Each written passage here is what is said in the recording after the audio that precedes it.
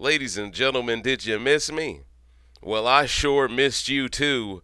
And it wouldn't be a Big Brother 26 live feeds update without some drama for me to recap that has ensued. Not only do we have to discuss the Lisa Angela fight, which happened off screen, it's as if I'm watching One Piece. But in all seriousness, though, we have to discuss that fight. I mean, literally, it all started because of Edible Glitter Gate. We got to discuss that. We got to discuss Matt now being backdoored. I have yet to update y'all on how the house is starting to present itself, starting to formulate now that Matt has touched the block in place of Lisa post-veto.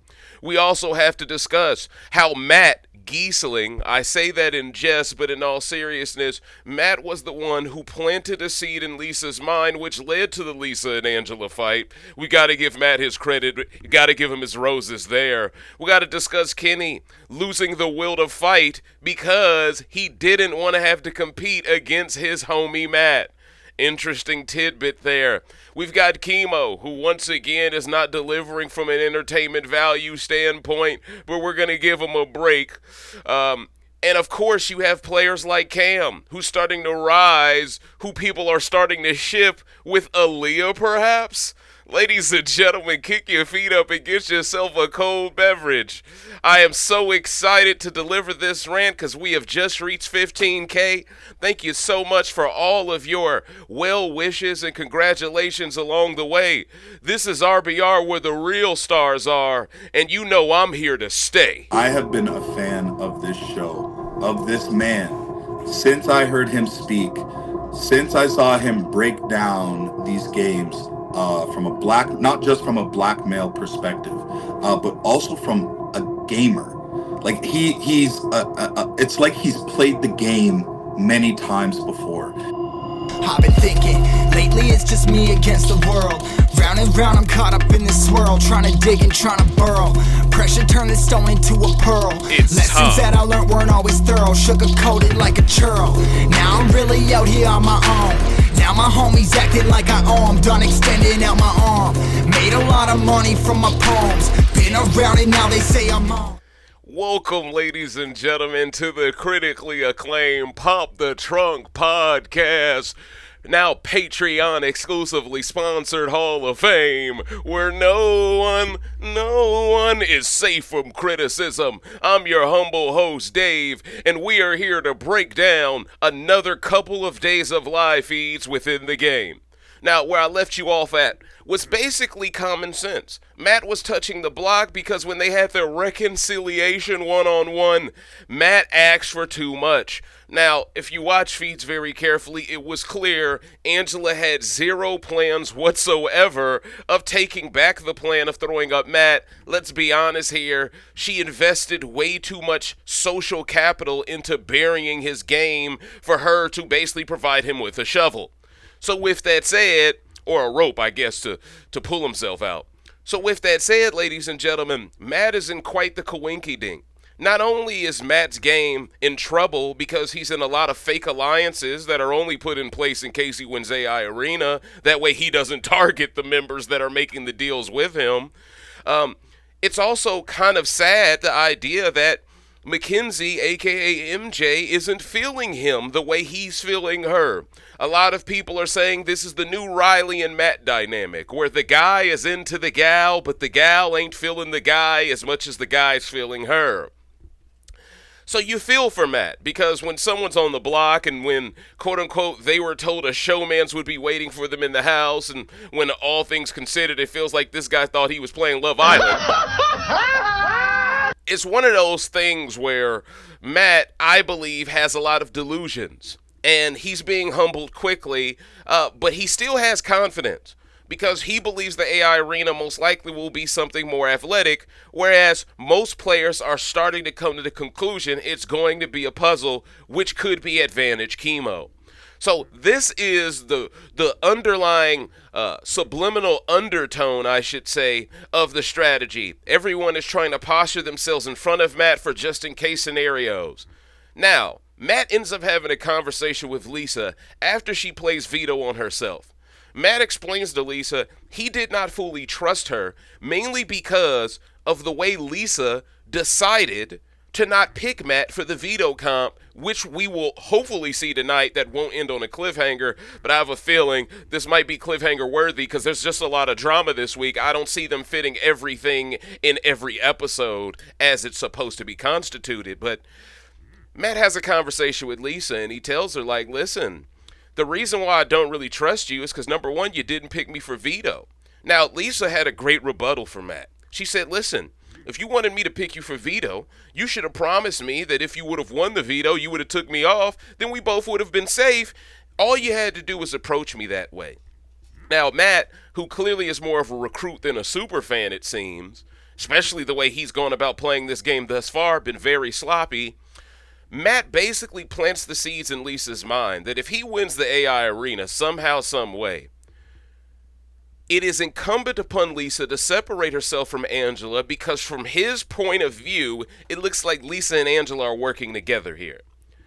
We've seen several seasons of Big Brother where players can be perfectly aligned, nominate each other to throw everyone else in the house off the scent, and by doing so, it allows their bond to get stronger, right? But it allows everyone else to believe it's gotten weaker because who would nominate their final two or who would nominate their ally, right? So I could see the thought process and why Matt would assume that Lisa and Angela are up to something, but the fact that he's made so many mistakes from a gameplay standpoint, it makes me want to believe that that's Disney Plus to a degree. I'm just being honest. Y'all know me. I'm as fair and impartial as humanly possible, especially with such a great cast as this one.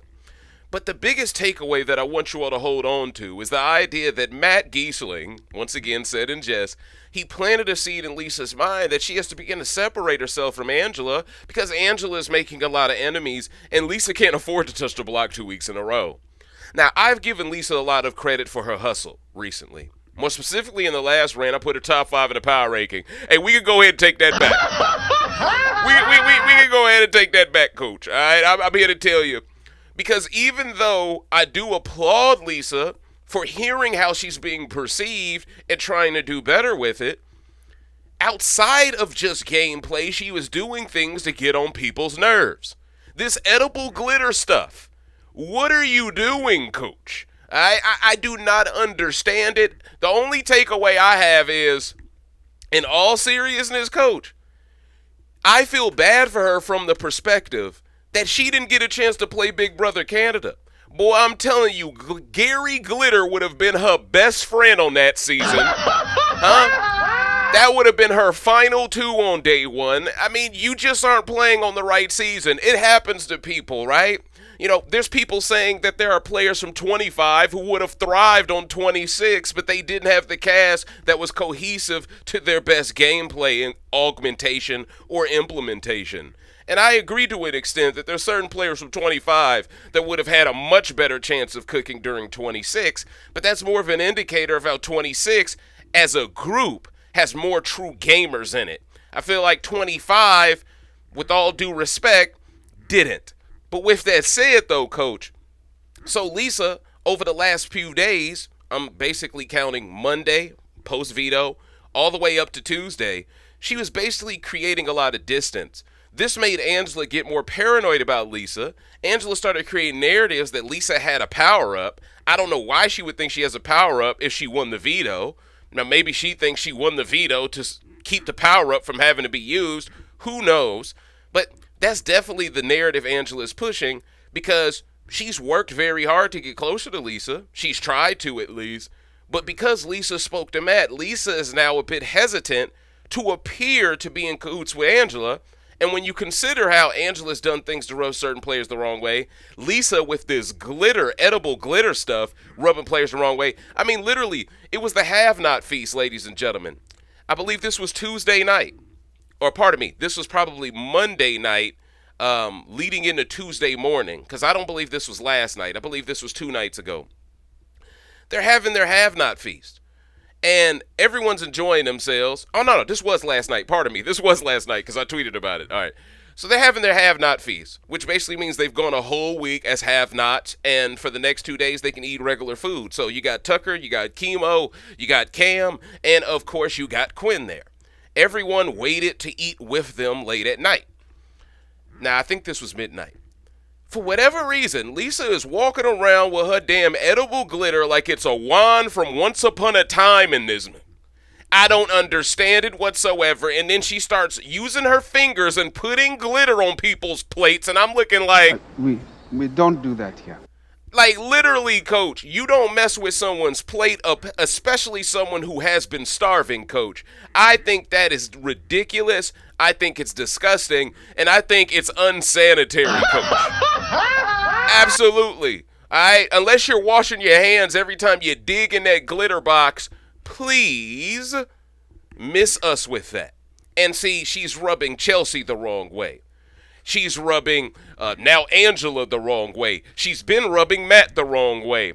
Quinn doesn't like Lisa. You got Kimo approaching Lisa under the principle that they should work together as a 4 with Quinn and T-Kor. Whole time, Kimo don't even know how much Quinn can't stand Lisa. It's like, bro, it's so much going on, even though things are forced to be in a standstill, mainly because until the AI Arena is played on Thursday, nothing can truly be updated. So, a lot of players are kind of in cruise control right now, but that's what makes the events of Tuesday so compelling. Now, of course, right after Lisa played the veto and she came off and Matt hit the block, you know, Matt tried to do everything he could for T-Kor to touch it. Tucker was in cahoots with Angela on this I volunteered to be a pawn narrative. All of it was done just to make Matt look dumb even more. Kenny, he's close to Matt. Kenny preferred a scenario where T-Kor touched the block as well because he didn't want to have it as hard in the AI Arena comp, of course. But now Kenny's a bit defeated now just because he doesn't want to have to compete against Matt. And he's a bit irritated with the second oldest player on this cast, targeting the oldest player on this cast to this extent. Now, Angela, we know she's the queen of the one-liners. I've coined her as the big mom of this Big Brother 26 season. She straight up G-checked Kenny and said, wow, so you're willing to just quit and go home? I guess you didn't want to be here that bad. I was like, damn, Coach, you said this to a cop? Nah. For real, Angela, if you was from New York, I'd have to call you Brooklyn's finest. But in all seriousness, though, she's on her Ethan Hawke arc. But seriously, though, so you got Kenny a bit defeated. You got Kimo a bit nervous. But deep down, I think Kimo believes he has the votes no matter what happens. Quinn has pretty much promised him he will vote to keep him over Kenny. And everyone at this point doesn't really want Matt around. Even MJ doesn't want to sleep with the man. So it feels like Matt almost regrets not choosing more on Leah. Whole time, Leah, she putting in work flirting with Quinn, flirting with Cam, flirting with Cedric, all of the above on that ISET test and ACT. So it's one of them things where Matt is behind the 8 ball. A lot of fans are believing he's starting to hate on men who are flirting with Leah because he ain't getting that back from MJ enough, and he's definitely working hard, trying to get her to like him in a deeper way. Some people believe he's erring on the side of uncomfortableness or uncomfortability just from the standpoint that MJ has already basically declared her guidelines, her boundaries, and he keeps trying to kind of test her to see if she will allow him to, trespass over that gate a little bit. Now, the hypocrisy in some of this is the idea that all these people thought Applebee's wasn't wrong for doing this with Corey. I ain't forgot. You feel it, dig me? I ain't forgot. The same people that will act like Matt is the worst guy in the world will act like all that stuff Applebee's to pressure Corey into losing his V card was fine. So just understand, it goes both ways. But with that said, Matt has made mistakes, and because of the mistakes he's made, it's hard to feel bad for him, but I would be lying to you all if I said I didn't want Matt to still stay here. I believe Matt provides us with a necessary evil, for lack of a better term, that helps galvanize the other group for better or worse, and it keeps people's gameplay more honest. Also, it appears Matt has an issue with Joseph now. Kenny also has already had an issue with Joseph now. Lisa now has a problem with Joseph now. A lot of people are saying Joseph didn't even speak to them up till a certain point of the game. Lisa says Joseph didn't talk to her until she won veto. Then all of a sudden he wanted to be her friend. That's a red flag for her. Kenny says Joseph is very sneaky. So you got to understand, Joseph is not being included in a lot of these bigger alliances that have formed, like 5 of 8 or The Collective. We know Tucker is kind of after Joseph because he keeps throwing him under the bus for having the power-up twist. So in all reality, I could create the argument that Joseph, the only real allies that I think he has are the ones he shares a bedroom with, which appear to be like Chelsie, T-Kor, I think all of them stay in that back bedroom, right? Those seem to be, and maybe Brooklyn stays in that room. I can't remember who else stays in that room, but I think Brooklyn stays in another room. But for the most part, though, I don't feel like Joseph is heading into next week with the best positioning, right? I think a lot of this is due to Angela because he was someone perceived as her number to a degree. He was someone who was very close to her early on in the week. And now as the week has transpired, Angela has now been in 2 fights now, and that brings us to the Lisa dynamic. So Lisa has been separating herself from Angela, but she has been growing very suspicious of Angela and vice versa. Now, feeds kept cutting on and off, so we don't really know how this truly jumped off, but I do feel it's a bit odd how production can show us 9 minutes of Angela berating a man, and then when 2 women are mano-y-mano, or woman-y-womano, whichever way you want to look at that, all of a sudden feeds are on and off like a flashlight, and we're over here confused. We're like, yo, stop cutting feeds off, right? And every time someone tries to recap the fight, they cut feeds off again. It's like they don't want us to know what's going on.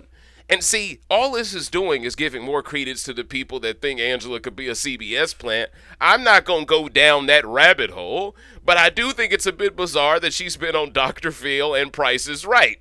All right, and I hear Brooklyn's been on Dr. Phil too, and I'm like, wow. Like, okay, they put in a lot of people who ain't going to be scared to be on television, who ain't going to be nervous for the moment. And I'm thankful they picked Angela because she's a transcendent talent. But that brings us to the fight. Angela, earlier in the week, called Matt crazy eyes. And then last night, apparently, she called your girl Lisa, the chick who's a chef and no one likes her food. She called Lisa Tinkerbell, coach, because all she does is flick and put fairy dust all over the damn house. I said, wait a minute, coach. Oh, so she gave you the Hoyos Locos nickname, the Tinkerbell nickname, and Angela, she's not even satisfied with her insults to the point where she's laying in her bed when fees return and says, I could have thought of something better than Tinkerbell. How good is this lady at insulting people, coach? I've already started a narrative that Fruit Loop Dingus is time to take a back seat. Angela is in pole position here. I'm sorry, Zach Rance. Fruit Loop Dingus is not as impressive as calling a woman Tinkerbell and calling a guy Hoyos Locos. Now, there's when people will tell me, nah, Dave, come on now. What Zach Rand says was much cooler, blah, blah, blah, blah. And I'm trying to get people to understand, when a 50-year-old woman is perfectly comfortable playing the dozens with you, nah, that's different gravy, coach. That's absolutely different gravy, and she's cooking y'all. So, what you have to understand is, Lisa is in a horrible position heading into next week. Matt, if he doesn't win AI Arena, is going home. Kenny, if he doesn't win AI Arena, is likely going home. Kimo is already being insulated and protected by Quinn, and of course T-Kor is on his side, but I just think a lot of people just see Kimo as less of a threat long-term compared to the other guys. And I also think a lot of the women prefer keeping Kimo than a masculine dude, because the masculine dude is likely to get rah-rah with the guys, and then a momentum shift is more likely. So for a lot of the ladies, they prefer a scenario where Kenny or Matt leaves, and when Kenny is talking like he's ready to quit, he almost gives them a built-in excuse to let him go. So Other than that, though, ladies and gentlemen, I just think it's interesting that Matt is in this precarious position where he could get this puzzle, and if he does not secure this puzzle win, he's completely gone, and he's immediately irrelevant. This is a guy who I thought had a lot of potential to play well if you've seen my preseason worst to first, and all he has done is kind of let me down ever since. We've given him credit where he deserves it, like with the Leah thing, because that created more drama, but that's what makes me believe Lisa may need to pivot and play a different game. Now, hear me out here. If Lisa has declared war basically against Angela, and if Lisa did this to earn the respect back of Matt, assuming he'll come back into the game, then at this point, Lisa should be all in with Matt's side. Now, the issue is when MJ is kind of reluctant to really invest in Matt emotionally, I think a lot of that is built around the fact that he's not guaranteed to stay. I think if Matt had already won AI Arena, I don't know. I feel like Makensy would have a different energy to display. But because she isn't sure if he'll stay, she doesn't want to invest much in him. So it's just easier for her to act like, oh, I don't want to hurt you. When the truth is she doesn't want to hurt her game by getting too close to it. That's at least how I read it. But I truly believe, though, the Lisas of this world do not need to be working with Kimo and T-Kor. You're creating so many enemies early. You need these stronger men around to be shields for you, because if they're not around, you're even more cooked than you were before. The issue is Lisa was the main one convincing Angela to reconcile with Matt. Lisa was the main one convincing Angela not to put up another woman. Lisa was the main one pushing the feminist card. So it's almost built into her character to have to fight to keep Kimo as well. But that's where the fight with Angela doesn't make much sense. But that's where it also feels like Angela may have been the one to make the fight commence, because she was the one more irritated with Lisa over the last 2 days than Lisa was really irritated with her. Lisa was irritated over the idea that she could be perceived as being aligned to Angela closely. Angela was irritated with Lisa over the idea that Lisa wasn't close enough to her over the last 2 days. Those are vastly different perspectives.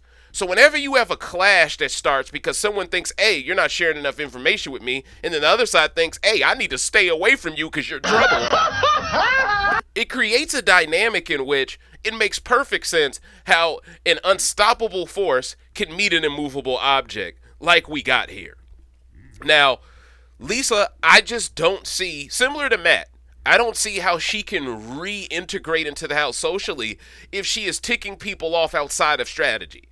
If you're ticking people off outside of strategy, and if her and Angela have so much heat to the point now she goes on feeds and says, I can't associate with Angela inside or outside of the house for my reputation, it makes me wonder how much mudslinging happened in their fight. Comment below and let me know. What do you think was said? And do you think production is depriving us of these fights now because they want us to watch the live episodes? We were going to watch it anyway because of AI Arena, though, Coach. You ain't got to do us like that.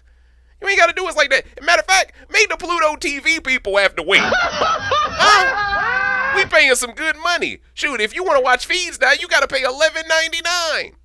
Let us watch what we want to watch. I ain't even know that, by the way. Someone told that to me. I already had the $11.99 thing for the live TV. They tell me you can't even watch feeds no more without the $11.99. And there's people calling me, hitting me up like, Dave, what the hell feeds got to do with Showtime? I can't answer that question for you, Coach. But what I can tell you is that we've got a great game in our hands. And just like I said in the last rant, there's a bunch of players who are here for their own win condition, not for the collective's win condition. Now, Kimo, I got to keep it real. You snitching on Tucker to Lisa could come back to haunt you, especially now that Lisa seems to be in a very vulnerable position. You know, depending on who wins HOH, Lisa could easily air out Kimo because she has no choice. And let's just be honest, Kimo will never be a shield for Lisa in this game. T-Kor will never be a shield for Lisa in this game. And this is contributing to why I believe she massively needs to hope that Matt wins AI Arena. Because Matt winning AI Arena at least gives the house someone to target over her. If Matt is in the game and if Angela's in the game, Lisa can make week 3. Do not be mistaken there. But if Matt leaves this week, right, and Angela's friends protect her, I think it's highly likely that Lisa is the one people try to take out more than even Kenny. She has ticked off that many people. Also, keep in mind, when players start to show the willingness to quit, it lowers their threat level in a lot of people's minds. Now, some purists of the game will want to get rid of you because they believe you wasted that slot. Someone else could have had it, which is normally my take on these things. But I think if you're competing against someone who shows a certain level of defeatist mentality, you want to keep them around because that's someone who's not going to be in the right state of mind to beat you for comps, to outwit you, to outlast you, to outthink you, right? So that's another interesting tidbit that I wanted to mention, ladies and gentlemen. Quinn. Now, we didn't go into deep context about this twist he has, but this deep fake HOH, man, nah. This is coup d'etat-esque, right? The only difference is he can stay anonymous with it, which makes it even more of a power to me. Quinn has not only told Angela about his twist, we saw it on Sunday night's episode, but he's also told Kimo. I do not understand why he's sharing that information with so many players so soon. I think it's very reckless, and I think he's very lucky the house is leaning towards keeping Kimo, because if any last-minute flip were to happen, and if Kimo faces any level of desperation, why wouldn't Kimo give away valuable information as price of entry into a larger group? Now, maybe Quinn believes there's no way Kimo is leaving, and maybe he believes this is his way of guaranteeing Kimo is his number for the rest of the game. Maybe he's replacing Angela with Kimo subtly here. But you know Kimo is closer to T-Kor. You'll never be able to penetrate that too. So at best, you're becoming a third wheel of their 3 because you don't want to work with Lisa to form the 4 that Kimo wants. So for where I stand, I think Quinn is starting to play a bit sloppy too here. I'm being honest, right? We are unbiased here at Recency Bias Radio, and this is where no one is safe from criticism. And if Joseph can be held accountable for making subtle mistakes, Quinn should be held accountable just the same. And the fact that the Lisa and Angela fight may have happened in the kitchen and Quinn may have been caught in the crossfire, he's just very lucky Angela didn't throw out him having a power-up in the midst of it. He needs to thank the heavens. But the way Quinn's playing, someone gonna throw it out there eventually because he's telling the whole world anyway. But, so ladies and gentlemen, the fact that deepfake HOH, the fact that it's so much more powerful than that America's veto, it has really given Quinn a lot of pivoting prowess, a lot of power early on. You know he's good with the core 3. You know he's well insulated into several alliances. You know he's close to the current HOH, and he's likely going to be in a position where he doesn't need to win HOH next week. The only thing that could hurt Quinn is the idea that everyone is starting to assume he has the twist. Now, certain people believe other people have it, but you have to also consider that maybe certain players are saying that as a posturing tactic. That way they can't be thrown under the bus. And maybe some people want to catch Quinn off guard by going after him. Who knows? Because, once again, no one's going to assume that his twist is as strong as it is, right? But it's so strong that I just fear Quinn is guaranteed jury because it's so strong. Rubina, Brooklyn, and Chelsie, to my knowledge, have all guaranteed Kimo that they are voting to keep him no matter what. So that is something worth mentioning. So once again, this plays a role in my narrative that the women are pretty much going to protect Kimo. He's pretty much solid. And when you keep in mind that 2 men are on the block, but one woman can't vote in Angela, and then a woman and a man can't vote in Cedric and Chelsie, it balances itself out, but the women still have the majority to basically decide who goes home. All right, so that's important to mention as well. T-Kor is starting to catch up on the game, and now she's starting to become more disappointed in Matt's gameplay because she believes Matt didn't have to go about throwing her under the bus in the process of trying to save himself. So that's what's going on there. Leah, she's been hosting this late night show on feeds. Fans are starting to like it. Chelsie told T-Kor that Matt is after Joseph. So if you're doing a quick tally, Lisa, Matt, Kenny, MJ, and Tucker all don't trust Joseph. Cedric even called Joseph wait, hold on. Let me make sure. Yeah, Cedric even said that Lisa is an emotional player. I had that wrong. My notes made me think that Cedric said something bad about Joseph. He didn't really say anything bad about Joseph, but all he really said was emotional player when speaking on Lisa. A lot of people are confused. T-Kor mainly is confused why players wanted her out this week. She's in catch-up mode. Chelsie has done a fantastic job of kind of being her big sister along the way, kind of coaching her up and getting her up to speed. But even then, fans need to see more entertainment value out of T-Kor and Kimo, to be fair. I would really dislike a scenario where we lose such a good character in Matt and then no one steps up to the plate, and then this season goes down a path where people talk about, wow, imagine how good it was and how bad it is now. But it just feels like Matt right now has this philosophy towards the game. One thing that I could say honestly and candidly, you better get me right now. This is the worst we're going to be. You better get me right now. And that's how I feel. You know what I'm saying? We just reached 15K, coach. You better get me right now. You know what, dig me?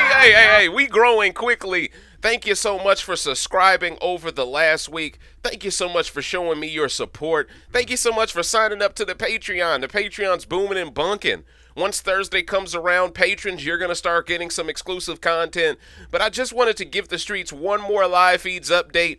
The calm before the storm, if you will. If I had to provide you all with a top 5 power rankings, though, ladies and gentlemen, honestly, right now, first place, I'm going Chelsie. Second place, I'm actually going Leah. Third place, I'm going Quinn. Fourth place, I'm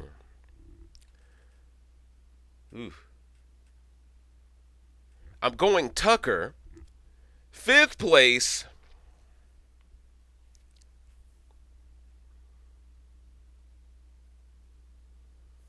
that's tough. Fifth place, I'm probably going to lean more towards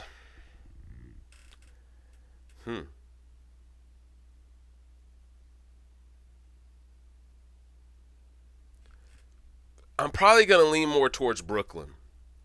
I think that's the top 5, the most accurate top 5 right now moving forward. I think a lot of these players are just waiting for the AI arena to really pull the trigger. I think a lot of these players understand that until the result of AI arena, they can't afford to really make a mistake. Certain players are doing everything they can to play that middle. And I'm just excited for tomorrow night, ladies and gentlemen. So if you could, please don't forget to smash that like button, comment underneath this. Thank you so much for getting us to 15,000 subscribers. This rant was basically my thank you to all of you. And this, of course, was the 8th rant of the season, the 4th live feeds update of the season, entitled All Feelings Are Valid. And what are your thoughts? Is Lisa's feelings towards Angela valid? Or I should say, are Angela's feelings towards Lisa valid? Do players have a right to think Joseph is a bit of a rat? Do you believe Joseph can make it past week 2 without touching the block? Do you believe Lisa can make it past week 2 without touching the block if Matt doesn't stay? And do you believe that there is a chance that an unexpected HOH could be crowned at the end of the day tomorrow night? One thing's for certain and two things are for sure. So far, so good in terms of the comps having a lot of equality to them. So far, we've seen 2 women win 2 comps. But the 2 women who have won both comps are now fighting with each other. Which once again showcases why women's alliances tend to flame out.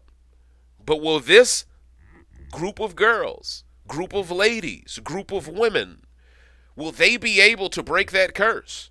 That is the biggest question that I want you all to answer in the comment section below. And I want you all to let me know who your favorite player is right now heading into AI Arena. Who do you want to stay? Let me know. And I can't wait to see you all tomorrow night for a live stream where we can celebrate 15K together.